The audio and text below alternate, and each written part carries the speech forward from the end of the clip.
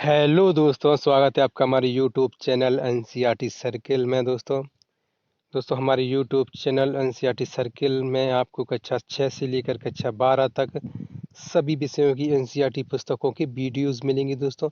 तो बनी रहिए हमारी यूट्यूब चैनल एनसीईआरटी सर्किल पर। दोस्तों एक महत्वपूर्ण बात, हमने प्रतियोगिता परीक्षा की दृष्टि से बहुत ही महत्वपूर्ण पुस्तक मानी जाती है लूसेंट, और हमने उस पुस्तक की भी वीडियो बनाना शुरू कर दिया है दोस्तों, ठीक है। और उसके अंतर्गत हमने सबसे पहले शुरू किया है दोस्तों प्राचीन भारत का इतिहास दोस्तों, ठीक है। और हम प्राचीन भारत के इतिहास के अंतर्गत क्या पढ़ने जा रहे हैं, तो आज हम पढ़ रहे हैं वैदिक काल, ठीक है दोस्तों। अब वैदिक काल दोस्तों, इसका काम मतलब समय कब तक था, तो 1500 ईसा पूर्व से 600 ईसा पूर्व तक, ठीक है दोस्तों। अब 1500 ईसा पूर्व 600 ईसा पूर्व ये क्या है दोस्तों, तो दोस्तों आपको बता दें, जैसे ही 1500 इसे 1499 होगा, और 1498, 1497, 1496 होगा, तो उधर समय कहाँ जाएगा, मतलब ये 1500 से कम होता जाएगा, तो ये समय जाएगा प्राचीन काल की ओर, ठीक है दोस्तों, पुराने समय की ओर, ठीक है दोस्तों। और ये इधर 500 सॉरी 699 है, वो सॉरी 600 है, तो ये 600 से कम होएगा, यानी कि 599 होगा, 598, 597, 596 होगा, तो ये समय आएगा आधुनिक समय की ओर, यानी कि प्रेजेंट टाइम की ओर आएगा, ठीक है दोस्तों। तो ये थोड़ा मतलब समझने वाली बात थी, मैंने आपको बता दी दोस्तों। अगर आप जानते हैं तो बहुत अच्छी बात है, और नहीं जानते तो आप समझ गए होंगे, ठीक है दोस्तों। अब शुरू करते हैं हम वैदिक काल को, ठीक से पढ़ते हैं, ठीक है दोस्तों। अभी तक मैंने उसके बारे में उसकी डेट को देखा, अब इसको देखते हैं। तो दोस्तों यहाँ कह रहे हैं कि हड़प्पा सभ्यता के पतन के बाद जिस सभ्यता एवं संस्कृति का विकास हुआ, उसकी जानकारी हमें वेदों से प्राप्त होती है, ठीक है। तो जो हड़प्पा सभ्यता थी दोस्तों, यानी कि सिंधु घाटी सभ्यता थी दोस्तों, उसके पतन के बाद जो सभ्यता विकसित हुई दोस्तों, ठीक है, उसका हमें ज्ञान कहाँ से होता है, उसकी जानकारी कहाँ से मिलती है, तो वेदों से मिलती है, ठीक है दोस्तों, ठीक है। आगे कह रहे हैं कि अतः इस काल को वैदिक काल की संज्ञा दी गई है, यानी कि इस काल को क्या कहा गया है, तो वैदिक काल, ठीक है दोस्तों, ठीक है। और इसकी जानकारी वेदों से मिली है, इसीलिए इसको वैदिक काल भी कहते हैं, ठीक है। तो ये भी वजह हो सकती है या है, ठीक है। आगे कह रहे हैं कि वैदिक काल को अध्ययन की सुविधा की दृष्टि से दो भागों में बांटा गया है। वैदिक काल को पढ़ने की दृष्टि से, समझने की दृष्टि से और अध्ययन करने की दृष्टि से दो भागों में बांटा गया है। और वो दो भाग कौन कौन से हैं, तो देखिए दोस्तों, प्रथम भाग है पूर्व वैदिक काल या ऋग वैदिक काल, ठीक है दोस्तों। कौन सा प्रथम भाग कौन सा है, तो पूर्व वैदिक काल या ऋग वैदिक काल, ठीक है दोस्तों। और दूसरा भाग है उत्तर वैदिक काल, ठीक है दोस्तों। दूसरा भाग उत्तर वैदिक काल है, ठीक है। तो ये दो मतलब दो भागों में बांटा गया है इनको, इसको वैदिक सभ्यता को, ठीक है। अब देखिए वैदिक साहित्यों को देखते हैं, जिससे हमें वैदिक काल की जानकारी मिलती है, ठीक है। तो वैदिक साहित्य, ब्राह्मण साहित्य में वैदिक साहित्य का महत्वपूर्ण स्थान है दोस्तों। जो ब्राह्मण साहित्य है दोस्तों, उसमें वैदिक साहित्य का बहुत महत्वपूर्ण योगदान है ना।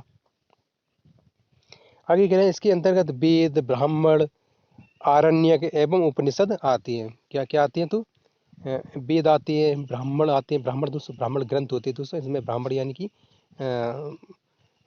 वो पंडित होते हैं ना, उनसे नहीं की जा सकती तुलना, ठीक है दोस्तों। ब्राह्मण ग्रंथ होते हैं क्योंकि उस समय उनका ही मतलब अधिकार था दोस्तों, लिखने में और ग्रंथों को पढ़ने में, वेदों को पढ़ने में, ठीक है दोस्तों। तो इसलिए उन्होंने ही वेद वगैरह लिखी, ठीक है दोस्तों, ब्राह्मण ग्रंथ वगैरह लिखी, ठीक है। और भी जो चीज़ें लिखी हैं लगभग उन्होंने ही लिखी हैं, ठीक है दोस्तों। लगभग बाकी और भी थे, उन्होंने भी लिखा है, ठीक है, लेकिन लगभग उन्होंने ही लिखा है अधिकतर, ठीक है। तो ये क्या क्या है, वेद, ब्राह्मण, आरण्यक एवं उपनिषद, ठीक है। अब देखिए वेदों पर ध्यान देते हैं, वेदों को पढ़ते हैं, मतलब वेदों के बारे में देखते हैं क्या क्या है इसमें। तो वेद साहित्य में सबसे महत्वपूर्ण स्थान वेदों का, ये दोस्तों क्या कह रहे हैं, वैदिक साहित्य में सबसे महत्वपूर्ण स्थान किसका है, तो वेदों का, ठीक है दोस्तों।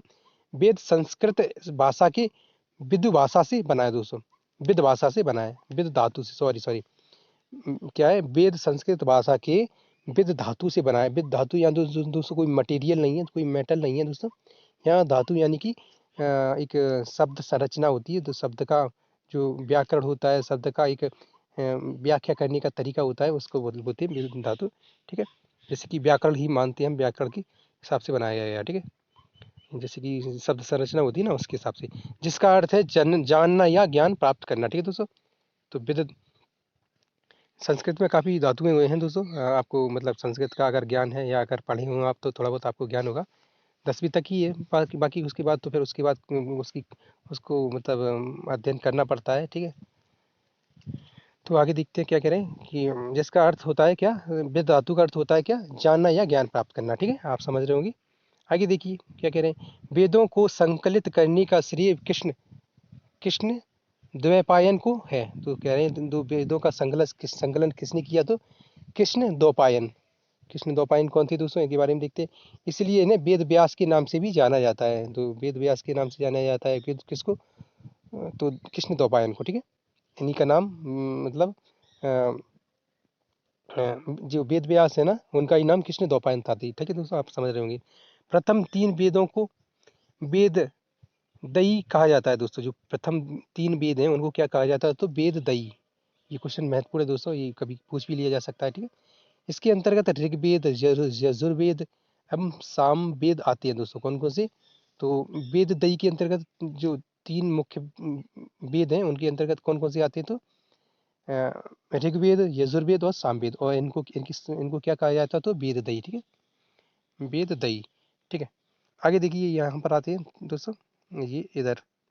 तो वेदों की संख्या कितनी है, तो 4 है, ठीक है। 4 वेद है, वैसे मुख्यतः 4 ही वेद हैं, ठीक है। अब देखिए ये ऋग्वेद के बारे में देखते हैं। तो ऋग्वेद यह सबसे प्राचीन एवं सबसे विशाल वेद है दोस्तों। क्या है, ऋग्वेद सबसे प्राचीन और सबसे विशाल यानी सबसे बड़ा वेद है, ठीक है। आगे कह रहे हैं ऋचाओं से युक्त होने के कारण इसे ऋग्वेद कहा जाता है। इसमें दोस्तों ऋचाएं अधिक हैं। ऋचाएं यानी कि जो लेखनी है, लेखनी को ही ऋचाएं कहते हैं दोस्तों, ठीक है। ऋचाओं की अधिक संख्या है दोस्तों, है ना। ऋचाओं से युक्त होने के कारण इसे ऋग्वेद कहा जाता है, ठीक है। अब कह रहे हैं कि ऋग्वेद में कुल 10 मंडल हैं। क्या है, ऋग्वेद में 10 मंडल, 10 मंडल होते हैं कि अध्याय कह सकते हैं, ठीक है दोस्तों। जिनमें जिनमें मंडल नंबर 2 से 7 सबसे प्राचीन है दोस्तों। कह रहे हैं कि जो 10 मंडल हैं दोस्तों ऋग्वेद में, उनमें 2 नंबर का और 7 नंबर का मंडल सबसे पुराना है, ठीक है, सबसे प्राचीन है, ठीक है। आगे कह रहे हैं कि मंडल 8 कण्व ऋषि एवं अंगिरस से संबंधित दोस्तों, ठीक है। क्या कह रहे हैं, जो 10वां वो 8वां मंडल है वो ऋषि कण्व और अंगिरस जो ऋषि थे दोस्तों उनसे संबंधित है, ठीक है दोस्तों। और कह रहे हैं मंडल नंबर 9 सोमदेव से संबंधित है दोस्तों। जो 9वां मंडल है वो किससे संबंधित है, तो सोमदेव से, ठीक है दोस्तों। और आगे कह रहे हैं कि मंडल नंबर 1 एवं 10 सबसे नवीनतम है। तो मंडल नंबर 10 वो सॉरी नंबर मंडल नंबर 1 और 10 ये सबसे नवीन है ना, ये नए हैं। यानी कि जैसे ही वक्त गुजरता गया उसके बाद इनकी रचना की गई, ठीक है दोस्तों। और सबसे पहले किसकी गई रचना की गई थी, तो मंडल नंबर 2 और मंडल नंबर 7, ठीक है। आगे देखिए, आगे कह रहे हैं कि प्रत्येक मंडल अनेक सूक्तों में विभक्त है। जो मंडल है ना, प्रत्येक मंडल किस में विभक्त है, तो अनेक सूक्तों में, ठीक है। सूक्त क्या होते हैं, तो सूक्ति अध्यायों के अंदर उपाध्याय मान सकते हैं, ठीक है। सूक्तों में विभक्त, अनेक सूक्तों में विभक्त है, ठीक है। आगे कह रहे हैं ऋग्वेद में मूल रूप से 1017 सूक्त हैं। तो ऋग्वेद में कितने सूक्त हैं दोस्तों, कितनी उप अध्याय हैं दोस्तों, या हाँ उपमंडल है जिन्हें सूक्त कहते हैं, तो 1017, ठीक है। लेकिन बाद में इनमें 11 सूक्त परिशिष्ट रूप से जोड़े गए। क्या कह रहे हैं, 12 और जोड़े गए, ठीक है दोस्तों। तो इस हिसाब से कितने हो गए, तो आप देखिए 12 और जोड़े, सॉरी 11 और जोड़े जाएंगे तो 11 और 1 17 और 11 28, ठीक है। और एक तो हो गए कितने, 1028, ठीक है। अब देखिए परिशिष्ट रूप मुख्य रूप से जोड़े गए, हाँ, लेकिन बाद में इनमें 11 सूक्त परिशिष्ट रूप से जोड़े गए, ठीक है। तो 128 हो रहे हैं, जिन्हें बाल खिल्य सूक्त कहा जाता है। जो आगे और जोड़े गए थे दोस्तों, 11 बता रहे हैं, बाद में जोड़े गए थे, तो इन्हें क्या कहा जाता है, तो बाल खिल्य, ठीक है। इस तरह ऋग्वेद में कुल सूक्तों की संख्या हो गई 1028, ठीक है। कितनी, तो 1028। अब देखिए ऋग्वेद में कुल मंत्रों की संख्या कितनी है, तो 10,580, ठीक है। क्या कह रहे हैं, तो ऋग्वेद में कितनी मंत्रों की संख्या है, मंत्र कितनी है दोस्तों, ये मतलब काफ़ी महत्वपूर्ण क्वेश्चन बन जाता है, कभी कभी आ भी जाता है, किसी भी परीक्षा में आ सकता है। ये ध्यान मतलब पूरी मतलब पहले से ध्यान नहीं रखा जा सकता है ना, बस याद करना है हमें, ठीक है। ये पहले से कंफर्म नहीं है कि किस परीक्षा में आएगा, लेकिन आते हैं। ठीक है, तो ऋग्वेद में कुल मंत्रों की संख्या कितनी है? तो 10,580। ठीक है, अब देखिए इनमें 118 मंत्र दोहराए गए हैं, जो बोल रहे हैं जो 118 मंत्र हैं इनमें ऋग्वेद में, ये दोहराए गए हैं, दोबारा रिपीट हुए हैं। ठीक है, आगे कह रहे हैं मूल मंत्रों की संख्या तो संख्या कितनी है? तो 10,462। ठीक है, तो जो मूल मंत्र हैं उनकी संख्या कितनी है? तो 10,462। ठीक है, अगर ये दोहराए गए हटा दिए जाए तो। ठीक है, अब देखिए यजुर्वेद पर ध्यान देते हैं। तो यजुर्वेद नंबर 2 है यजुर्वेद। ठीक है, यजु यानी कि यज्ञ, अर्थात यज्ञ से संबंधित होने के कारण इसे यजुर्वेद कहा जाता है। ठीक है, किस वेद को? तो यजुर्वेद को यज्ञ से संबंधित माना जाता है। ठीक है, और इसमें यज्ञ के बारे में ही बात की गई है। ठीक है, आगे कह रहे हैं कि यजुर्वेद की 2 शाखाएं हैं। नंबर 1 कौन सी? तो कृष्ण यजुर्वेद और कृष्ण यजुर्वेद और शुक्ल यजुर्वेद। ठीक है, तो कृष्ण यजुर्वेद में क्या है? यह गद्य एवं पद दोनों में रचा गया है। गद्य और पद क्या होती है दोस्तों, आप आगे देखेंगे। ठीक है, गद्य छोटा होता है दोस्तों, पद बड़ा होता है। ठीक है, आप ऐसे समझ जाए, बाकी कुछ नहीं है। गद्य मतलब कविताओं के रूप में होता है, और पद कहाँ बड़ा मतलब कहानी की टाइप का होता है, उसका एक मतलब बड़ा होता है, बड़ा रूप होता है। ठीक है, लेखनी का बड़ा रूप। ठीक है, और गद्य छोटा रूप होता है। ठीक है, ठीक है, और शुक्ल पक्ष में क्या है? शुक्ल यजुर्वेद में क्या है? तो यह केवल पद में लिखा हुआ है, यानी कि बड़ी बड़ी लेखों में। ठीक है, यहाँ पे वो नहीं है कि कहानी टाइप का। ठीक है, अब देखिए इसे ही बाजसनेयी संहिता के नाम से जाना जाता है। किसी को? तो बाजसनेयी संहिता के रूप में जाना जाता है। किसको? तो शुक्ल यजुर्वेद को। ठीक है, अब समझ रहे हैं क्या कह रहे हैं? अब आगे देखिए ये आ गया सामवेद। ठीक है, यह सामवेद कह सकते हैं, सोमवेद कह सकते हैं। नंबर 3 सामवेद। ठीक है, तो सामवेद अर्थात गायन से संबंधित होने के कारण इसका नाम सामवेद पड़ा।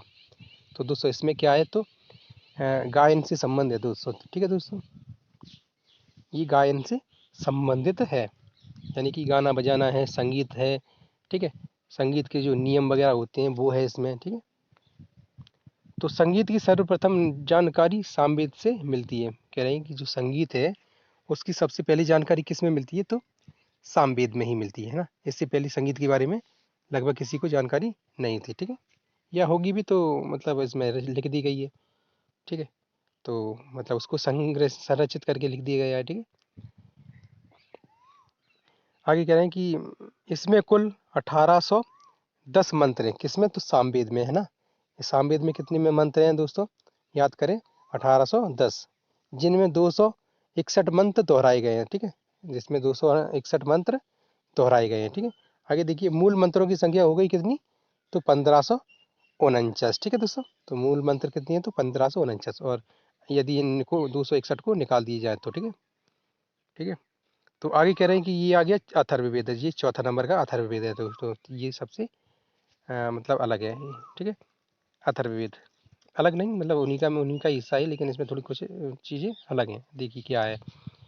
अथर्वा यानी कि अथर्वा ऋषि के नाम पर इस वेद का नाम अथर्ववेद पड़ा है दोस्तों। ये किसके नाम पर पड़ा है? तो एक ऋषि थे अथर्वा, उनके नाम पर इस वेद को उन्हीं के नाम पर इस वेद का नाम अथर्ववेद रखा गया है। ठीक है, तो ये भी आप याद रख सकती है। ऐसे पूछ लेती है अथर्वा वेद का नाम किस ऋषि पर पड़ा, तो ऐसे मतलब हो सकता है ऐसे क्वेश्चन बनती है। आगे देखिए क्या कह रहे हैं कि इसमें भूत प्रेत, जादू टोना, रोग निवारक, शत्रु दमन, मेल मिलाप, विवाह, आशीर्वाद सूचक मंत्र दिए गए हैं। देखिए दोस्तों अथर्ववेद में क्या दिया गया है? तो भूत प्रेत के बारे में मंत्र दिए गए हैं दोस्तों, जादू टोने की मंत्र दिए गए हैं दोस्तों, रोग निवारण मंत्र दिए गए हैं कि आपको किसी को बीमारी रोग वगैरह है तो उसको कैसे ठीक किया जाए। ठीक है, मंत्रों के द्वारा शत्रु का दमन, शत्रु को कैसे मतलब हराया जाए, शत्रु को कैसे पराजित किया जाए, शत्रु का विनाश कैसे किया जाए, शत्रु को मतलब शत्रु का बुरा कैसे सोचा जाए, यही सारे मंत्र है। ठीक है दोस्तों, और आगे कह रहे हैं मेल मिलाप, कोई खो गया है, कोई मतलब रूठ गया है, या कोई कहीं चला गया है तो मतलब उसका मेल मिलाप कराना। ठीक है, और कोई मतलब बात नहीं कर रहा है, या मतलब और भी बातें हो सकती है, आप भी सोच सकते हैं दोस्तों, आप फ्री हैं। ठीक है, तो ये विवाह के मंत्र हैं दोस्तों। ठीक है, अथर्ववेद में विवाह संबंधी मंत्र हैं दोस्तों। ठीक है, आगे देखिए, और आशीर्वाद सूचक, जैसे किसी कोई राजा जो कोई पंडित पुरोहित होते थे, वो किसी को आशीर्वाद देते थे तो इसी के मंत्र को मतलब दोहराते थे। ठीक है दोस्तों, या याद करके बोलते होंगे। ठीक है, और भी चीज़ें हो सकती हैं। ठीक है, तो इसमें ये सब है, किसमें, तो अथर्ववेद में। ठीक है, आगे देखिए, आप याद कर लेंगे। ठीक है, ऐसे क्वेश्चन बन जाते हैं, जैसे कि पूछ लिया अथर्ववेद में क्या क्या शामिल है। ठीक है, तो ऐसे ही बताना पड़ता है, और ऑप्शन दे देंगे 4। ठीक है, तो आगे देखिए, अथर्ववेद में कुल 20 अध्याय हैं। देखिए दोस्तों, इसमें 20 अध्याय हैं। ठीक है, 20 चैप्टर है, और इनमें 731 सूक्त एवं 5987 मंत्र है। दोस्तों अथर्ववेद में इतनी मंत्र है। अब दोस्तों में इतनी मंत्र क्यों होंगी, तो देखिए ये सारी चीज़ें इसमें दी गई हैं दोस्तों, कि भूत प्रेत, जादू टोना, रोग निवारण, शत्रु दमन, मेल मिलाप, विवाह, आशीर्वाद, ये सब।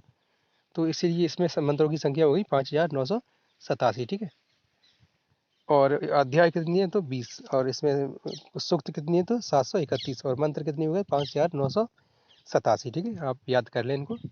ठीक है, अब देखिए, ये ब्राह्मण ब्राह्मण ग्रंथ है दोस्तों, ये कोई जाति का शब्द नहीं है। ठीक है, आगे देखिए, वेदों के बाद ब्राह्मण ग्रंथों की रचना हुई। ठीक है दोस्तों, ब्राह्मण ग्रंथों की रचना हुई वेदों के बाद। वेदों के बाद ब्राह्मण ग्रंथों की रचना हुई, और जिसमें क्या है, तो ब्राह्मण ग्रंथों में यज्ञ से संबंधित बातों का वर्णन हुआ है, वर्णन है। ठीक है, यज्ञ से संबंधित बातें हैं। ठीक है, एक तरह से एक तरह से ये वेदों की व्याख्या ग्रंथ के रूप में करती में भी है।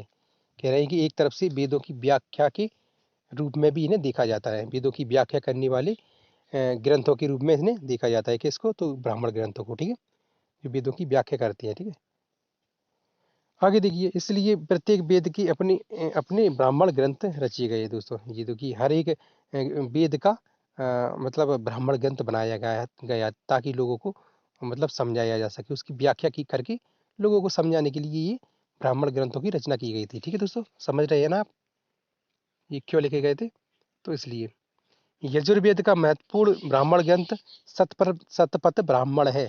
जो यजुर्वेद है दोस्तों, उसका महत्वपूर्ण ब्राह्मण ग्रंथ कौन सा है, तो शतपथ ब्राह्मण। ठीक है, शतपथ ब्राह्मण से नहीं, यानी कि आप ऐसे याद रख सकती हैं कि यजुर्वेद यानी कि, ठीक है, यजुर्वेद से क्या बनाया गया, तो सत यानी 100, और पथ यानी कि रास्ते, 100 रास्तों वाला ब्राह्मण ग्रंथ। ठीक है दोस्तों, ये वैसे ही लिखना है, आगे कुछ नहीं है, तो मैंने वैसे ही बता दिया। आप करना चाहें या तो ऐसे कर सकते हैं। ठीक है, और यजुर माने यजुर्वेद, तो आप आपको याद होगा, ये मुख्य ग्रंथ है। ठीक है, इसकी रचना याज्ञवल्क्य याज्ञवल्क्य ऋषि ने की थी दोस्तों। जो जो शतपथ ब्राह्मण ग्रंथ है ना, उसकी रचना किसने की, तो याज्ञवल्क्य ऋषि ने। ठीक है दोस्तों, आगे देखते हैं। अध्याय 100 अध्याय होने के कारण इसका नाम शतपथ ब्राह्मण ग्रंथ पड़ा है दोस्तों। देखिए, यहाँ मैंने सोचा ही था, वही मैं बोल रहा था, इसमें 100 अध्याय हैं दोस्तों, इसीलिए इसको शतपथ ब्राह्मण ग्रंथ के नाम से जाना जाता है। ठीक है, ये यह बात बिल्कुल क्लियर हो गई, क्यों इसका नाम शतपथ ब्राह्मण ग्रंथ पड़ा, तो इसमें 100 अध्याय थे इसलिए। ठीक है, इसमें जल प्रलय की कथा है, पुनर्वा उर्वशी आख्यान है, तथा अश्विनों द्वारा च्यवन ऋषि को यौवन दान की कथा है दोस्तों। तो दोस्तों काफ़ी कथाएं हैं दोस्तों इसमें। ठीक है, कौन कौन सी कथाएं, तो जल की प्रलय, जो जल का प्रलय हुआ था, कभी हुआ होगा, या मतलब वैसी बना दी गई होंगी, वैसे ऐसा होता नहीं है, मतलब कुछ घटनाएं घटी होंगी तभी तो उसका वर्णन किया गया होगा, या उन्होंने काल्पनिक मतलब किया हो। मैं नहीं जानता दोस्तों, हम आप कोई नहीं जानती क्या हुआ होगा, लेकिन इसमें लिखा है। ठीक है, आगे देखिए, पुनर्वा उर्वशी आख्यान है दोस्तों। पुनर्वा और उर्वशी कोई थी, उनकी उनकी जो बातें हैं उनका भी वर्णन है इसमें। ठीक है, और अश्विनों द्वारा, अश्विन कोई थी दोस्तों, कोई लोग थे दोस्तों, या महिलाएं थी, पता नहीं कौन। ठीक है, और उनके द्वारा चमन ऋषि को यौवन दान की कथा है दोस्तों। तो अश्विन कोई होंगी, उन्होंने चमन ऋषि को यौवन दान दिया दोस्तों, उनके बारे में जानकारी है। ठीक है, अब आते हैं यहाँ पे दोस्तों, हाँ ये ऊपर, ये इसकी बात क्या है, यही है ना, मैं बाई मिस्टेक कुछ गलत नहीं करना चाहता। ठीक है, ये इधर है। ठीक है, ये सामवेद का महत्वपूर्ण ब्राह्मण ग्रंथ है पंचविश। तो दोस्तों उसका हो गया था, और इसका है ये सामवेद का जो महत्वपूर्ण ब्राह्मण ग्रंथ है, वो उसका नाम क्या है, तो पंचविश ब्राह्मण। ठीक है, पंचविश ब्राह्मण। ठीक है, अब देखिए इसमें क्या है, जिसकी रचना तांड्य तांड्य ऋषि ने की थी दोस्तों। ये पंचविश ब्राह्मण ग्रंथ की रचना किसकी ने की? तो तांड्य ऋषि ने। और ये किसका वो है? तो सामवेद का ब्राह्मण ग्रंथ है, ठीक है। अब देखिए, इसलिए इसे तांड्य ब्राह्मण के नाम से भी जाना जाता है, तांड्य ब्राह्मण ग्रंथ के नाम से जाना जाता है ना। अब देखिए, इसी में ब्रात्य स्त्रोम यज्ञ का वर्णन है। इसी में क्या है? तो ब्रात्य स्त्रोम यज्ञ का वर्णन, ठीक है। आगे देखिए, इस यज्ञ के द्वारा अनार्यों को सॉरी इस यज्ञ के द्वारा अनार्यों को आर्य समूह में सम्मिलित किया जाता था। ये जो काफी महत्वपूर्ण है दोस्तों, इसको देखते हैं। सामवेद का मतलब जो ब्राह्मण ग्रंथ है पंचमेश, जिसकी रचना तांड्य ऋषि ने की थी। और ये इसीलिए इसको तांड्य ब्राह्मण ग्रंथ के नाम से जाना जाता है। और इसमें एक इस यज्ञ का वर्णन है। उस यज्ञ का नाम क्या है? तो ब्रात्य स्त्रोम यज्ञ का, ठीक है। और इस यज्ञ के द्वारा क्या किया जाता था? तो अनार्य लोग थे दोस्तों, उनको आर्य समूह में शामिल किया जाता था, ठीक है दोस्तों। अब अनार्य लोग क्या होते थे दोस्तों? जो आर्य थे दोस्तों, वैसे ही अभी उस पर रिसर्च चल रहे हैं कि आर्य लोग मध्य एशिया से आए हैं दोस्तों, लेकिन उसके बारे में अभी कंफर्म नहीं है दोस्तों। वैसे ही 99% लोग यही मानते हैं कि आर्य लोग 99% सॉरी, बाई मिस्टेक मैं क्या बोल दिया, ये बोले लगभग 90% लोग यही मानते हैं कि आर्य लोग मध्य एशिया से आए थे, ठीक है दोस्तों। और कुछ लोग ऐसे ये भी मानते हैं कि नहीं, वो यहीं के थे, ठीक है। तो ये बहस का मुद्दा है, हमें इस पर नहीं जाना। हमें देखना है कि आर्य लोग आए थे, ठीक है। और अनार्य लोग जो भारत के मूल निवासी माने जाते हैं, उनको आर्य लोग माना जाता है, ठीक है। सॉरी, उनको अनार्य लोग माना जाता है, और आर्य मध्य एशिया से आए, ठीक है। तो अभी आगे अगर देखा जाए तो अभी मतलब जैसे कि दक्षिण भारत में लगभग ये जो अनार्य लोग हैं उनकी संख्या बहुत है, ठीक है। ये मतलब बातें होती रहती, चर्चा चलती रहती, उस पर हम बता उसके आधार पर बता रहे हैं। बाकी हमें इस पे अधिक जाना नहीं है, हमें आगे एनसीईआरटी में जो पढ़ेंगे हमें उसको सही मानना है, ठीक है। तो इसमें देखते हैं इसके द्वारा क्या किया जाता था। तो ब्रात्यस्त्रोम यज्ञ के द्वारा क्या किया जाता था? तो अनार्यों को आर्यों के समूह में शामिल किया जाता था, ठीक है। बस इतना है। आगे देखिए, सामवेद का दूसरा ब्राह्मण ब्राह्मण ग्रंथ क्या है? तो सतविष्ट है, ठीक है दोस्तों। सट सटविष्ट, ठीक है। पंचविश हो गया था, और ये सटविश है, ठीक है। ये भी सामवेद का दूसरा ब्राह्मण ग्रंथ है, ठीक है। जिसकी रचना अद्भुत ऋषि ने की थी दोस्तों, जिसकी रचना अद्भुत ऋषि ने की थी, जिनका नाम अद्भुत था, ठीक है दोस्तों। इसलिए इसे अद्भुत ब्राह्मण के नाम से भी जाना जाता है, ठीक है दोस्तों। इसलिए इसे इसे किस नाम से और जाना जाता है? तो अद्भुत मतलब अद्भुत ब्राह्मण ग्रंथ के नाम से, ठीक है। आगे देखिए क्या कह रहे हैं कि इसमें अकाल भूकंप जैसी प्राकृतिक आपदाओं से मुक्ति के बारे में बताया गया है। जो अद्भुत ब्राह्मण थे दोस्तों, अद्भुत ब्राह्मण ऋषि, उन्होंने इसमें क्या लिखा है, उसके बारे में क्या क्या कि किस किस चीज़ के बारे में लिखा है? तो अकाल है, भूकंप है, इनके जैसी आपदाएं आती हैं, उनसे मुक्ति कैसे मिलेगी, या उनसे कैसे बचा जा सकता है, या उनसे बचाव के जो नियम है उनके बारे में लिखा है, ठीक है दोस्तों। आगे देखिए, ये अथर्ववेद का ब्राह्मण ग्रंथ गोपथ है दोस्तों। जो अथर्ववेद है दोस्तों, तो इसका जो ब्राह्मण ग्रंथ है उसका नाम क्या है? तो गोपथ, यानी कि गाय का पथ या गाय का रास्ता, ठीक है। गो माने गो, उस समय को अब मैं एक कंपेयर करके बता रही हूँ दोस्तों। वैसे गो माने गाय नहीं होती, ठीक है। आगे देखिए, बस ये मतलब एक टिक के रूप में ये मैंने बोला, ठीक है। आगे देखिए, इसकी रचना गोपथ ऋषि ने की है। इसकी रचना किसने की थी? मतलब की थी, अभी तो नहीं की है, उस समय की थी, इसलिए मैं मतलब थी बोल रहा हूँ, ठीक है। इसमें की रचना गोपथ ऋषि ने की थी। इसमें ओम एवं गायत्री का महत्व बताया गया है। इसमें कह रहे हैं कि जो ये गोपथ ब्राह्मण ग्रंथ है, इसमें क्या बताया गया है? तो इसमें ओम शब्द है, उसको उसको और गायत्री मंत्र है, उसको महत्वपूर्ण बताया गया है, ठीक है। उसकी महत्व की मतलब बातें की गई हैं, क्या क्यों, मतलब इसको क्यों मतलब बोलना चाहिए, गाना चाहिए, इसकी महत्व के बारे में बताया गया है, ठीक है। ठीक है। आगे कह रहे हैं यह शतपथ ब्राह्मण को प्रभावित करता है। ये कह रहे हैं ये शतपथ ब्राह्मण को प्रभावित करता है, ठीक है। शतपथ ब्राह्मण एक ग्रंथ है दोस्तों। आपने किस देखा था किसका ब्राह्मण ग्रंथ है? तो ये इसका ये इधर दिया गया था। तो यजुर्वेद का जो ब्राह्मण ग्रंथ है उसको भी ये प्रभावित करता है। कौन सा? तो ये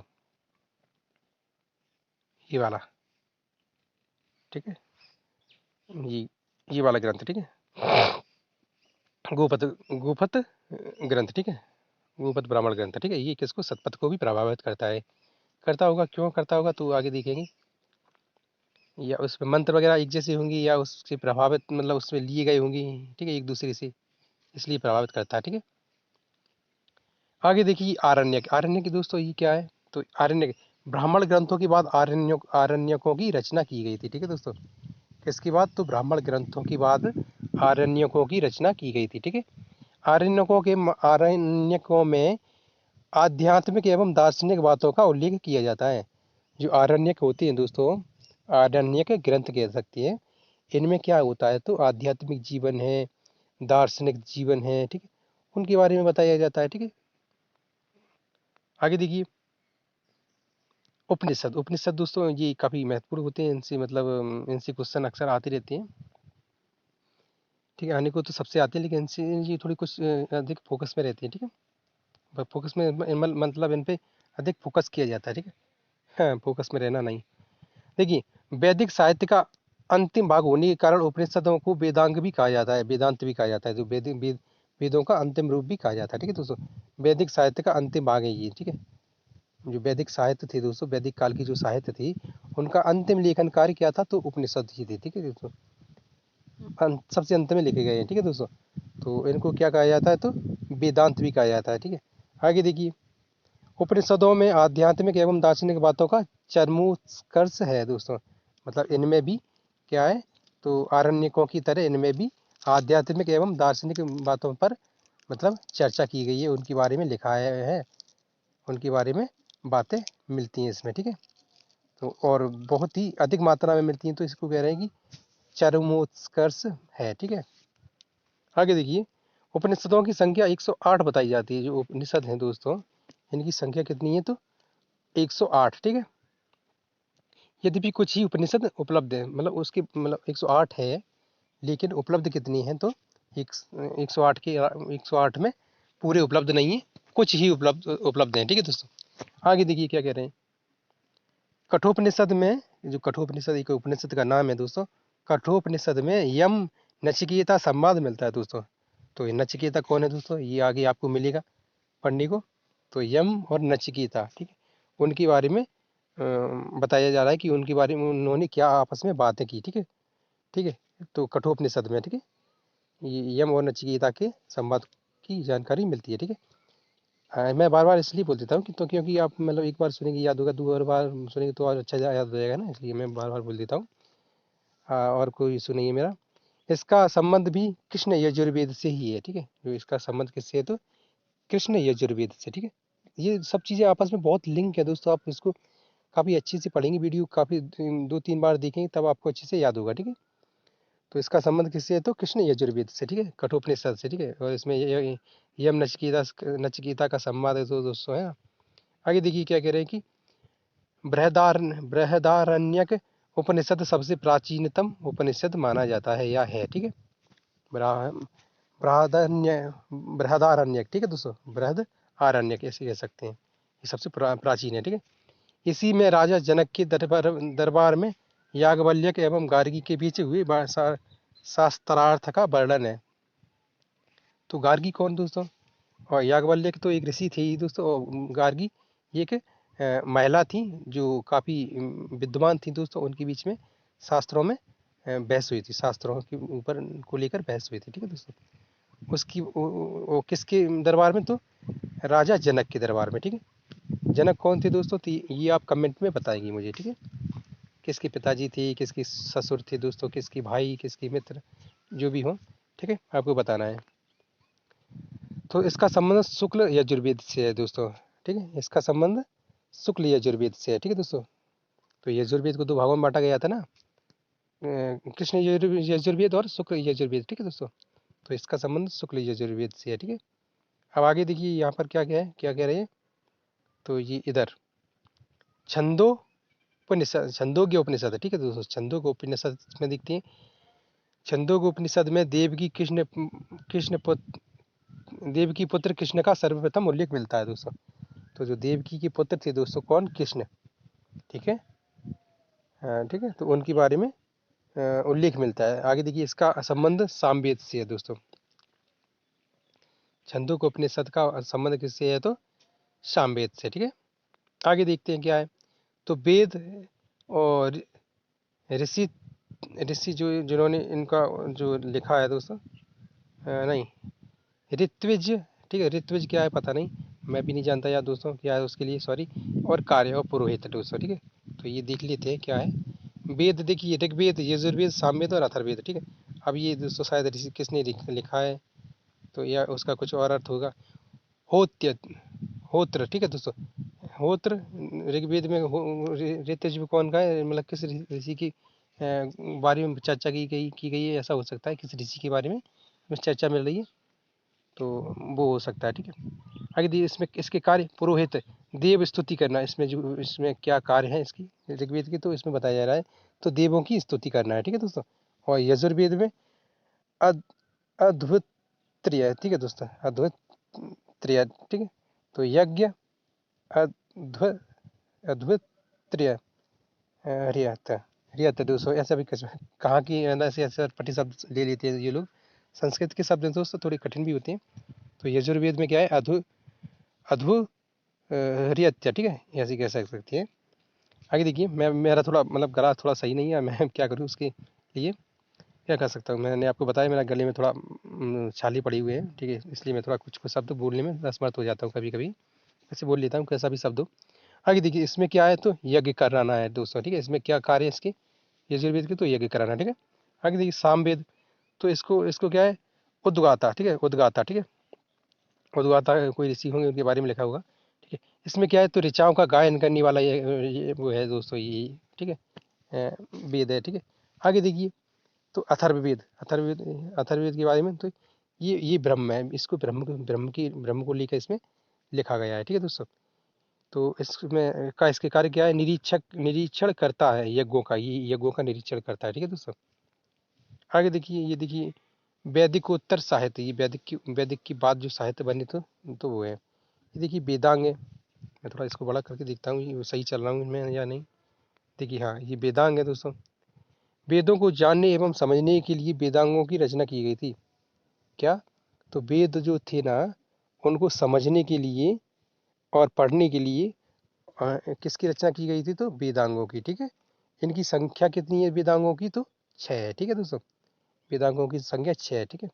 अब देखिए शिक्षा, ठीक है, शिक्षा को देखते हैं, जो उनकी संख्या है उनके बारे में बता रहे हैं। शिक्षा, वैदिक हाँ ये पूरा ही देख लेते हैं, उसके बाद देखेंगे। शिक्षा, कल्प, ठीक है, व्याकरण, निरुक्त, छंद और ज्योतिष, ठीक है। तो देखिए 6 नंबर तक है, ठीक है। एक बार फिर देखते हैं तो वेदांगों की संख्या कितनी है तो 6 है, ठीक है दोस्तों। शिक्षा, कल्प, व्याकरण, निरुक्त, छंद और ज्योतिष, ठीक है। तो ये अब देखते हैं यहाँ पे, ये शिक्षा के बारे में देखते हैं। वैदिक शब्दों में शुद्ध उच्चारण हेतु शिक्षा की रचना की गई थी दोस्तों। क्या, तो वैदिक साहित्यों में उच्च सॉरी सब वैदिक शब्दों में शुद्ध उच्चारण हेतु शिक्षा की रचना की गई थी। वैदिक साहित्यों का सही से उच्चारण किया जा सके उसके लिए क्या किया गया था तो शिक्षा की रचना की गई थी, ठीक है। वामज्य ऋषि द्वारा, सॉरी वामज्य जो ऋषि है, हाँ, वामज्य ऋषि द्वारा रचित गायलम नामक ग्रंथ प्राचीनतम ग्रंथ है दोस्तों। जो ऋषि थे दोस्तों, वामज्य नाम था उनका, उन्होंने किस ग्रंथ की रचना की थी इस ग्रंथ को समझने के लिए, तो गायलम नामक प्राचीनतम ग्रंथ की रचना की थी, ठीक है दोस्तों। आगे देखिए ये कल्प, विधि विधानों का वर्णन है इसमें दोस्तों। कल्प जो है विधि विधानों का वर्णन है इनकी, ये कल्प दोस्तों क्या है तो विधि विधानों का वर्णन है ना। इसमें क्या है, इनकी संख्या है कितनी, 3, तो ठीक है दोस्तों। कल्पों की संख्या कितनी है तो 3, और ये आता किसके अंतर्गत है कल्प, तो वेदांगों के अंतर्गत, ठीक है।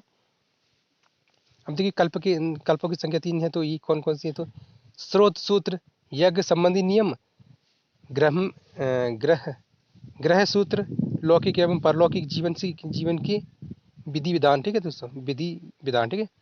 अब देखिए धर्म सूत्र, ये राजा प्रजा के अधिकार एवं कर्तव्यों के बारे में है, ठीक है दोस्तों। तो ये कल्प है कि कल्प को आपने ध्यान यहाँ से देख लिया दोस्तों, ठीक है। तो ये यज्ञ संबंधी स्रोत सूत्र, ग्रह सूत्र, लौकिक एवं पारलौकिक जीवन के लिए विधि विधान, ठीक है। धर्म सूत्र, ये राजा एवं प्रजा की अधिकार एवं कर्तव्य, ठीक है। तो ये अच्छे से देख लो आप, ठीक है। आगे देखिए व्याकरण। ये व्याकरण भाषा को वैज्ञानिक रूप देने के लिए पाणिनि द्वारा रचित अष्टाध्यायी, मतलब इसे व्याकरण कहते हैं, ठीक है दोस्तों। ये पाणिनि के द्वारा रचा गया था और ये क्या था दोस्तों, तो इसका नाम है अष्टाध्यायी, ठीक है। आगे देखिए निरुक्त। वैदिक शब्दों की उत्पत्ति एवं अर्थ ऋषि कश्यप का निघंटु है दोस्तों, ठीक है। इस ऋषि कश्यप का निघंटु ग्रंथ है दोस्तों ये, ठीक है। तो इसमें क्या है, तो वैदिक शब्दों की उत्पत्ति का अर्थ समझने के लिए जो वैदिक शब्द थे उसमें उनकी उत्पत्ति और उनका अर्थ, उनकी उत्पत्ति कैसे हुई और उनका अर्थ क्या है, इसको शब्द समझने के लिए निरुक्त है। तो वो निरुक्त है और इसको किसने लिखा था, ऋषि कश्यप द्वारा निघंटु ग्रंथ लिखा गया होगा, ठीक है। समझ रहे हैं आप क्या कह रहे हैं, कि मतलब वेदांगों के रूप है और इनको ये निरुक्त है, इसको निरुक्त कहते हैं। और इसी के आधार पर कश्यप ऋषि ने निघंटु एक ग्रंथ लिख दिया, ठीक है। आगे देखिए छंद। वैदिक मंत्रों की लक्षण एवं विशेषताएं, पिंगल का छंद शास्त्र है दोस्तों ये, ठीक है। इन्होंने इसके आधार पर एक ग्रंथ लिख दिया छंद के आधार पर। तो वैदिक मंत्रों की लक्षण, उसकी लक्षण क्या है और उनका प्रभाव वगैरह हुआ, एवं विशेषताएं पिंगल का छंद शास्त्र है दोस्तों, ठीक है। आप ये इसके बारे में काफ़ी अच्छी से आगे पढ़ेंगे दोस्तों, ठीक है। तो आप अभी ये इतना देखते जाएं और उसको जितना बताया जा रहा है उसको ही ध्यान में रखते जाएं, ठीक है। अब ज्योतिष ये तीसरा वेदांग है, ठीक है। इसमें क्या है, तो ब्राह्मण एवं नक्षत्रों की जानकारी लगन मुनि का वेदांग ज्योतिष, ठीक है दोस्तों। इसमें क्या है, ब्राह्मण एवं नक्षत्रों की जानकारी दी गई है। नक्षत्र जैसे कि राशियाँ होती हैं दोस्तों, अंतरिक्ष के जो ग्रहों के बारे में बातें की जाती है। तो ये ज्योतिष शास्त्र दोस्तों में मुख्यतः राशियों पर भी फोकस रहता है, ठीक है दोस्तों। किसकी मतलब जन्म कुंडली वगैरह है, विवाह निकाह वगैरह है, सॉरी निकाह तो मुस्लिम शब्द हो जाता है, विवाह कैसे कराना है, विवाह की तारीख है, ग्रहों की गतियाँ है ना, हस्तरेखा, मस्तिष्क रेखा है ना, और भी कई प्रकार की जो ज्योतिष लोगों के कार्य होते हैं उनके बारे में, ठीक है। जानकारी लगन मुनि का वेदांग है, वेदांग ज्योतिष, ठीक है दोस्तों। तो ये हो गया। अब आगे आते हैं कहाँ पर, यहाँ पे ये इधर ये स्मृतियों को देखते हैं। स्मृतियाँ ये मेमोरीज बोलते हैं ना, ये हिंदू धर्म की कानूनी ग्रंथ है दोस्तों। जी स्मृतियाँ हैं दोस्तों, ये हिंदू धर्म की कानूनी ग्रंथ है दोस्तों स्मृति, ठीक है। इसमें क्या है, तो मनुस्मृति सबसे प्राचीन स्मृति है दोस्तों। जो मनुस्मृति है दोस्तों, ये सबसे प्राचीन स्मृति मानी जाती है और ये काफ़ी विवादित स्मृति के रूप में भी हिंदुस्तान में प्रचलित है, ठीक है दोस्तों। आगे देखते हैं इसके बारे में। अन्य स्मृतियों में याज्ञवल्क्य की स्मृति, नारद स्मृति, बृहस्पति स्मृति, कात्यायन स्मृति एवं विष्णु स्मृति महत्वपूर्ण है दोस्तों, ठीक है। तो सबसे ज़्यादा विवादित कौन सी है, तो मनुस्मृति, ठीक है दोस्तों। वैसे और भी हैं स्मृतियाँ, तो जैसे याज्ञवल्क्य की स्मृति, नारद स्मृति, बृहस्पति स्मृति, कात्यायन स्मृति और विष्णु स्मृति, ठीक है दोस्तों। ठीक है, आगे देखते हैं उपवेद। उपवेद दोस्तों वेदों के जो अलग होते हैं ना, वो उपवेद कहलाते हैं, वेदों से ही रिलेटेड होते हैं और वेदों के बारे में थोड़ी मतलब विशेष रूप से इसमें चर्चा की जाती है, ठीक है। तो ये वेद कितने हैं, तो 4 की संख्या 4 है। धनुर्वेद, ठीक है, युद्ध संबंधी जानकारी से संबंधित है ये। और ये ये इसमें जानकारी क्या है, तो युद्ध एवं धर्म, सॉरी दोबारा देखते हैं, धर्म धनुर्वेद है दोस्तों, ये उपवेद है। उपवेद में जो 4 वेद है उनके बारे में देख रहे हैं। तो धनुर्वेद, ठीक है, धनुर्वेद में क्या लिखा हुआ है, तो युद्ध संबंधित जानकारी लिखी गई हुई है, ठीक है दोस्तों। और ये किससे संबंधित है, तो ऋग्वेद से, ठीक है दोस्तों। आप समझ गए ना। अब देखिए दूसरा शिल्पवेद। तो शिल्पवेद में क्या है, तो व्यवसाय शिल्प व्यवसाय की जानकारी है और ये किससे संबंधित है, तो यजुर्वेद से, ठीक है दोस्तों। आगे देखिए तो गंधर्व वेद, ठीक है दोस्तों। गंधर्व वेद में इसमें क्या है, तो संगीत आदि की जानकारी है दोस्तों, ठीक है। और ये किससे संबंधित है, तो सामवेद से, ठीक है। और ये देखिए आयुर्वेद है दोस्तों, ये इसमें चिकित्सा संबंधी जानकारी है दोस्तों। और ये किससे संबंधित है, तो ये अथर्ववेद से संबंधित है, ठीक है दोस्तों।